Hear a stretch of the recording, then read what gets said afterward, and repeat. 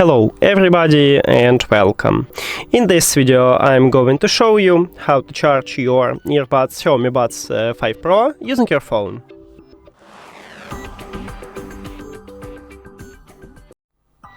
So basically we have a few options how to charge it.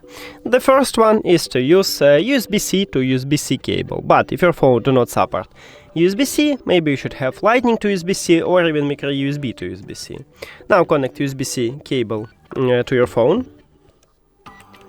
And the second one at the bottom of the charging case, we have this port, so connect the second one right here. And we see this LED light, so it means that it's charging.